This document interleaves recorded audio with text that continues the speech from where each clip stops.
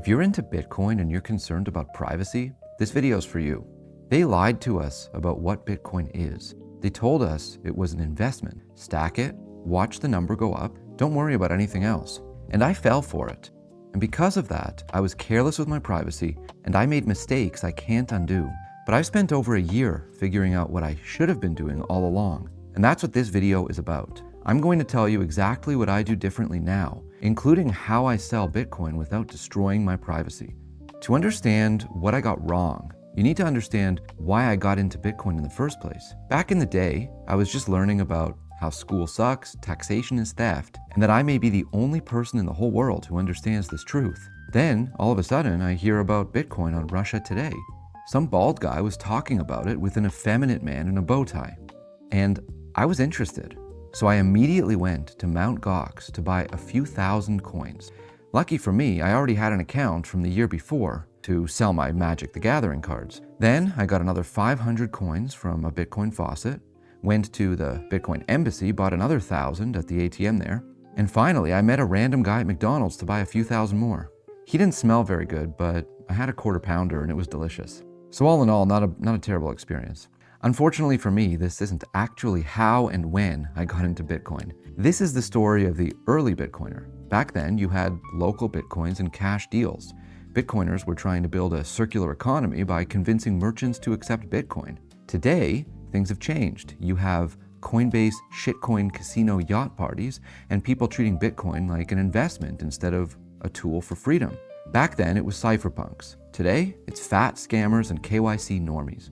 Bitcoin came out of the cypherpunk ethos, which was all about privacy and sovereignty through cryptography. But the Bitcoin community got distracted by the scaling issue and number go up.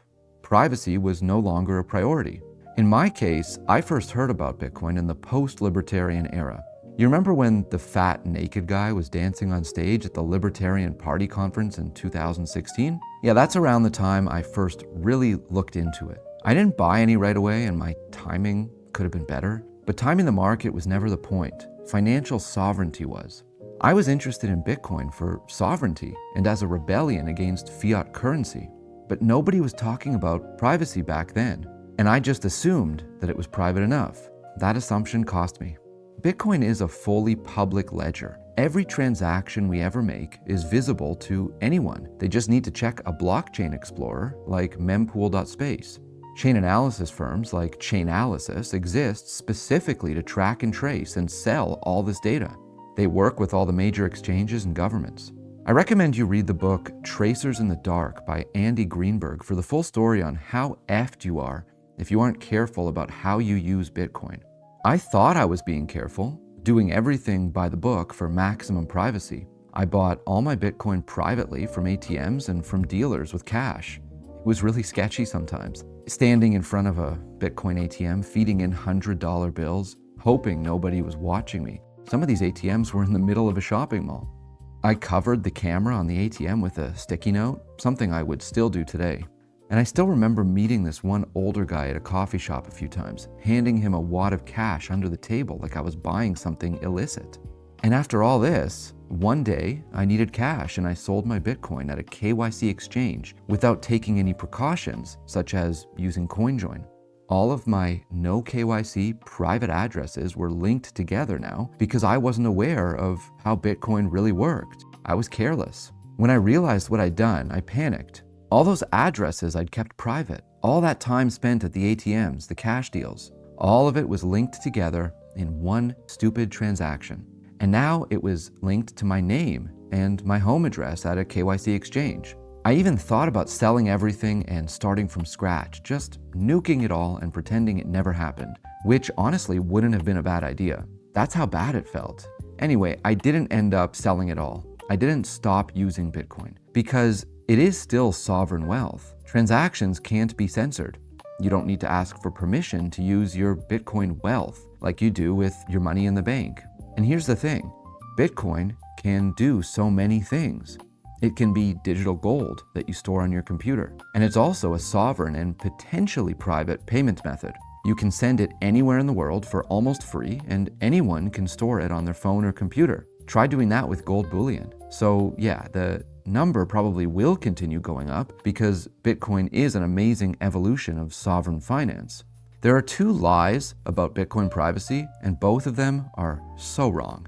The first lie is that Bitcoin is private or that privacy doesn't matter. It's not true. The second lie is that Bitcoin is therefore useless for privacy-conscious people, and that's also wrong. That's the lie I want you to really think about. What's the alternative to Bitcoin? Cash or gold? The banks? Maybe the banks are safer, but if you keep all your wealth in the banking system, it makes you a slave to financial institutions. For sovereign, censorship-resistant wealth that's easy to transport and store, Bitcoin is it. Nothing else comes close. So let's get into how you can be more private with your Bitcoin. Keep in mind, there is no bulletproof 100% complete privacy on Bitcoin, but there's still tons we can do. The first thing, and this is so important, stop using the big KYC exchanges. They are not your friend. They are your enemy. Buy from ATMs instead, or peer-to-peer exchanges like RoboSats or Bisq. On these platforms, you're transacting directly with people, not handing your identity to a corporation. And if you must use a KYC exchange, choose a smaller and more reputable one, like Bull Bitcoin or Bitcoin Well. And if you are going to sell, do a coin join before selling. Coin joins combine multiple Bitcoin transactions from different users to obscure your transaction history and protect your privacy. You may also want to swap to Lightning or Monero before selling. Both of these are more private than using on-chain Bitcoin alone. If you really want to go deeper, research UTXO management. A UTXO is a single piece of Bitcoin you own, each with its own history. You need to keep your KYC pieces separate from your private ones. Never mix them. If you do, your private UTXOs are no longer private. So use a wallet with coin control, like Sparrow Wallet, to choose which pieces you spend. Let me know in the comments if you have any questions. I understand that this can be a lot to digest. People want Bitcoin to be something it isn't. Twitter influencers will tell you Bitcoin is perfect or privacy doesn't matter. Others will tell you it's a surveillance nightmare and not worth touching at all. Both are wrong. Now you know more than I did back then when I made these mistakes. So don't just give up on Bitcoin. Instead, figure out how to use it properly. Dig into it. Bitcoin can help you become more sovereign. We just need to sort out the privacy piece. And if you have questions about any of this, drop them in the comments. I'm here to help.